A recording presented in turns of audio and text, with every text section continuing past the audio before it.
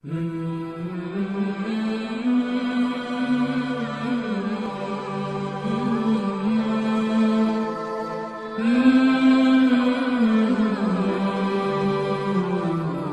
அலைக்கும் வரஹ்மத்துல்லாஹி வபரகாத்துஹு.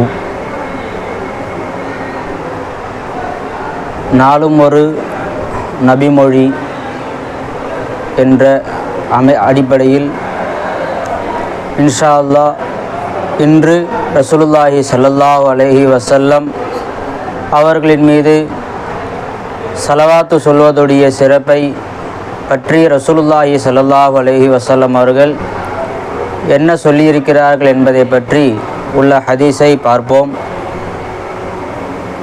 இந்த ஹதீஸை அப்துல்லாஹ் இப்னு அம்ர் பின் ஆஸ் ரலியல்லாஹு தஆலா அன்ஹு அவர்கள் அறிவிக்கிறார்கள். முஸ்லிம் ஷரீஃபிலேயும் அஹ்மத் ஷரீஃபிலேயும் இந்த ஹதீஸ் பதிவு செய்யப்பட்டிருக்கிறது. ரசூலுல்லாஹி ஸல்லல்லாஹு அலைஹி வஸல்லம் அவர்கள் சொன்னார்கள், மன் ஸல்லா அலைய ஸலாத்தன் ஸல்லல்லாஹு அலைஹி பிஹா ஆஷரன். யார் என் மீது ஒரு தடவை ஸலவாத்தை சொல்லுகிறாரோ அந்த ஸலவாத்தை கொண்டு அல்லாஹு தஆலா அவருக்கு 10 அருளை அவர் மீது பொழிகிறான் என்று ரசூலுல்லாஹி ஸல்லல்லாஹு அலைஹி வஸல்லம் அவர்கள் சொன்னார்கள்.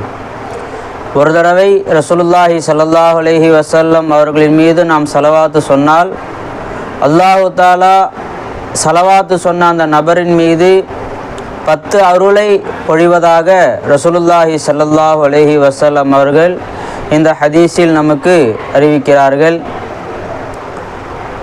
அருள் பொழிதல் என்று சொன்னால் என்னவென்று பார்த்தால், அவருடைய வாழ்க்கையில் இருக்கக்கூடிய கவலைகள் நீங்குவதாக இருக்கும்.